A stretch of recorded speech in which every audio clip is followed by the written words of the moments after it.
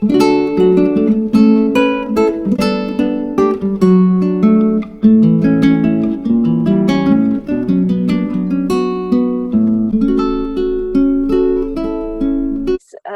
Riffkin from Agriculture Victoria and Audrey Gripper from Southern Farming Systems to tell us about the intercropping trial that you have that is exploiting rainfall for profit. So Penny, can you give us a bit of a brief overview of the trial? Yeah. So this is a project that is within our VGIP program, which is the Victorian Grains Innovation Partnership, which is a partnership between GRDC and Agriculture Victoria. And we're looking to see if intercropping or sowing of multiple species together provides a greater return to growers than if just sown in a monoculture. So it gives advantages and increases the profits basically for growers. The site in the video was at Wallora, and it was one of 3 in the high rainfall zone, the other one being at Hamilton and other ones at Hamilton and Inverleigh. And then we have another 6 sites, 3 in the Wimmera and 3 in the northeast. So looking at different combinations, we're only looking at 2 crops together, but the idea is that if you have different plant structures like leaf architecture, either grasses and broadleaf sown together, then you'll be able to exploit the resources, the light, different patterns of light capture, but also different rooting patterns as well. So they'll be able to explore and exploit different parts of the soil to maximise that resource use better than they would if they were just sown as a monoculture. So what types of crops have you put together? So the ones that we're mainly focusing on are certainly at the Wallora site of 5 crop types. There's 2 cereals, wheat and barley, and then 3 broadleaf crops, so canola, faba beans and peas. And we're looking at canola faba bean mix, canola pea mix, canola barley mix, faba bean wheat mix, and pea canola mix as well. Yep. And how did you come up with the idea of these mixes? Like which ones? What was the decision-making process? So the decisions were around different functions. So we were looking at grasses and broadleaves to exploit the different canopy architectures and root architectures to exploit different the resources. Also functional groups, so looking at legumes and with grasses or oilseeds. So obviously there's a nitrogen fixation benefit there with the legumes. So they were the main reasons. We also, within the project, we do have a reference group, and the reference group help decide which sort of combinations might be of interest from a farming systems point of view as well. So anyone out in the room now interested or have a question to ask Penny? Yeah, I've just got a question on the pest side of things. Do any of the combinations seem to be attracting or repelling pests like red-legged earth mite or some of the caterpillar species better? We haven't. I'm not sure if that's the case. We haven't measured that. This is the second year of the project. We didn't notice any difference in the first year.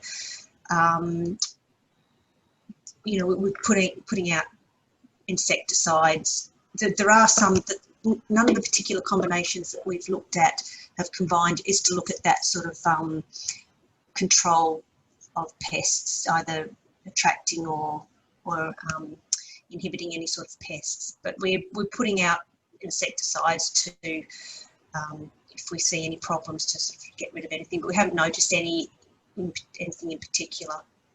Yeah. So anything worse or any benefits or problems. Yeah.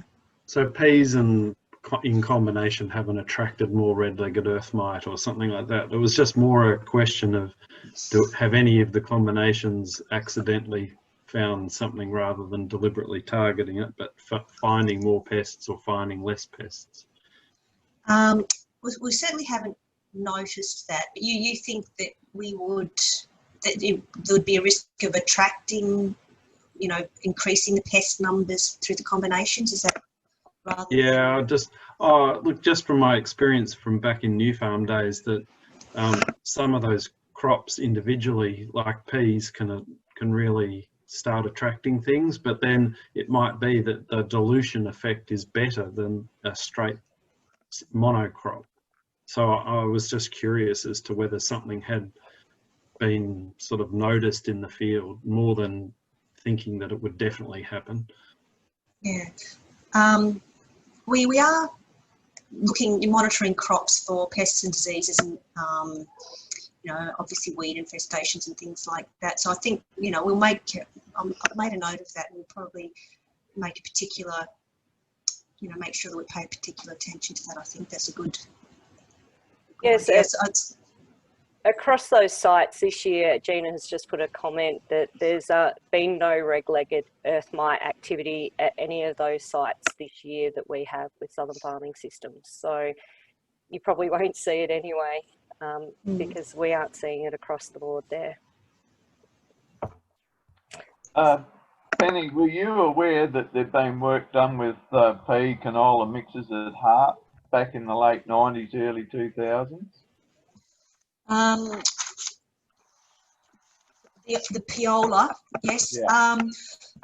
We are aware of some of that work, and there's also Penny Roberts from Sardi has been doing quite a bit of work in this space as well. So, and John Kierkegaard's got projects in New South Wales. So there are a number of trials that have been around that are looking at these different combinations. I think we haven't trialled it down in this area, and I think it's probably it's gaining interest again. I suppose it's being revisited, and certainly it's gaining a lot of interest worldwide at the moment as well. So we've done, we're looking at the literature, looking at literature reviews, but so I know there's some work at Hart, but you said that was done in the 1990s? Yeah, it was certainly done before I moved over here, so it'd be the late 90s, early 2000s. Yeah, that might be Penny Roberts. She did a PhD in that there, so that might be her work, but I'll double check.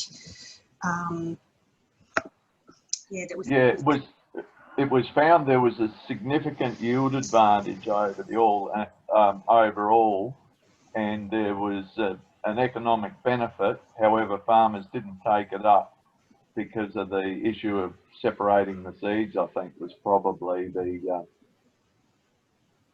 at harvest was probably the problem, but I'm not unsure of the reason for not being taken up.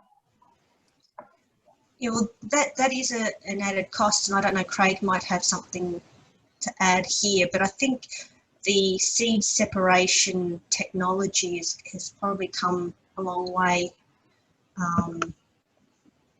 And you know, it is an additional cost, which we have an economist on the project, and that's she's looking at those sorts of additional costs. But it is a consideration, an added complexity. It's a more complicated system, you know, to try and sow, to harvest, to separate the seed, to manage certainly weeds and possibly pests and disease. So there are added. It is a little bit more complicated, but I don't know, Craig, if you want to add anything on seed separation. Do you know anything to say in that space? Yeah, I think we'll just leave it at logistics. It's just, yeah, everything from, like you said, from sowing through to harvest, moisture, timing, it's just tricky. Our technology's better. They've probably got basics the same. There's probably machines with, it would be fair to say that machines with higher capacity exist now, but you've still got to have silos set up, trucks lined up, all those sorts of things, logistics. Yeah, when there's enough pressure already in most people's systems, it's just more complexity. But who knows, the projects might come out and say, well, it's worth it. Yeah. So on that step, Michelle, Penny, how do you propose to harvest it, the trial plots? Well, in the research trials, we'll be doing hand harvests and separating it just through hand threshing. That's the way we'll separate it. So are you going to use a desiccation, or are you going to, yeah, that's the bit that, you know, how are you going to, some of the very uneven ripening, obviously you're wanting to be harvesting in December, January, will probably need the desiccation as well, will it? It may do. Scott, I think windrowing will certainly play a part there besides desiccation. Yeah, okay, yeah, good point. Yeah, so you would, yeah, I was just wondering, I looked at the trial plots the other day and scratched my head as to what it's going to look like in January. Yeah, as to how the trial plots are going to go. I mean, windrowing, even on hand harvesters, may be a necessity of just doing a cut, waiting a week and then hand picking out. I don't know.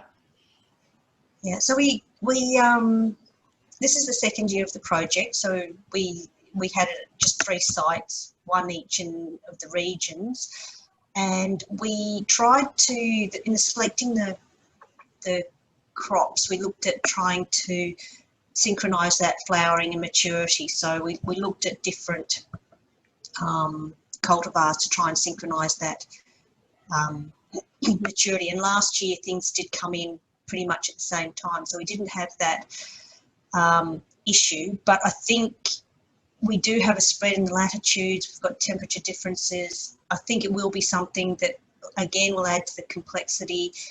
If you you do have different drivers, particularly temperature drivers, anything with vernalisation, then you might, that will separate that maturity out. So, as I said, we've actually probably selected lines that don't have those sorts of sensitivities that are more likely to come in together, but it can depend on the season as well. They can separate out. Again, that's another complexity of the system. Yeah, absolutely. And it may be challenging. I mean, if we do get a true La Nina and it's a pretty wet summer, that even adds to the complexity, Penny. There's no doubt about that. Yeah. I'll just make a comment. One advantage you've got now, particularly with your bean canola mixes, is we've got Clearfield varieties now, which give you more opportunity to control a lot of those broadleaf weeds that may have been a problem when they were looking at this 20 years ago. Yeah, so the lines that we have selected do have the herbicide tolerance, so we can, so that does simplify that weed control a little bit. Yeah. Penny, from what I can gather, this is strictly an intercropping exercise as opposed to a companion cropping, or is there aspects of companion cropping that you're picking up on anyway? So we're looking at Inverleigh. We have a 5-way mix, and that's for pasture. That's sort of more for grazing, and that's looking at the different species.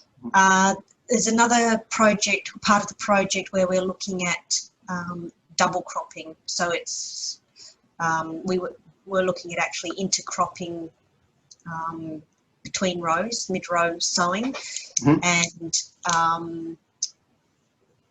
also looking at that to better utilise that rainfall is sort of taking off biomass, whether it be from a seed mix or an actual crop that you might have been frosted. You'd cut it for hay, and then you can look at summer cropping options. So that's another component of the intercropping project we're looking at. So it's intercropping multiple crops at the same time in space, but also the double cropping is looking more at over time. And with that one, we're looking at a number of alternative legumes and alternative sort of more probably those summer crop options in that component of the project.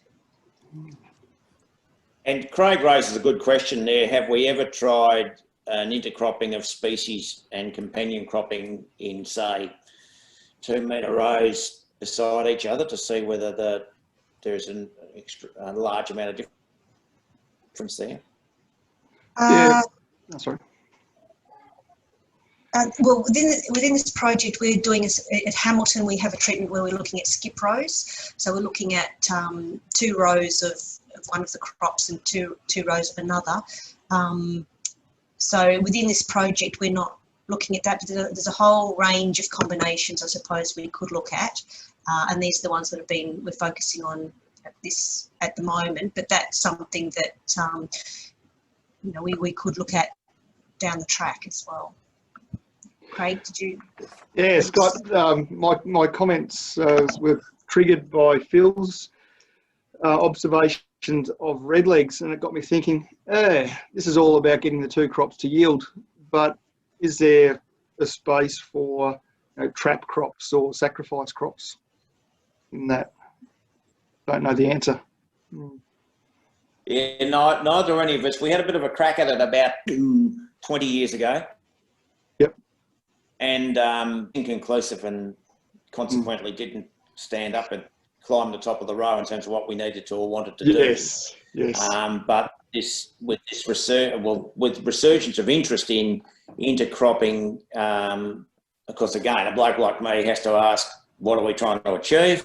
And then what are the logistics on not just on an experimental scale, but on a broad acre scale. And sometimes the people, when you ask what are we trying to achieve, say, oh, well, we're trying to achieve a pest strip or a non-monoculture in a paddock or whatever. And sometimes companion feed inter. But let's see, Penny. I mean, it's great. Yeah. It's a question a few people have been asking around our branches. And I'm not going to stand with you there and hand harvest those plots at Wallora. I can tell you that right now. I'm happy to drive a plot harvester, but I'm not going to get out the scissors. Thanks very much. Although I can see a few other people on their screen grinning, and perhaps they might be. I don't know. So Penny, I think from this discussion, I can see that we may be taking some more footage and things of this trial as it gets closer to harvest, so that people can see how those end architectures have ended up, whether the peas are standing up and hanging onto the canola, or is it too much weight and the canola's fallen over, all those other issues that we've all discussed. We might just pull it up there if we have.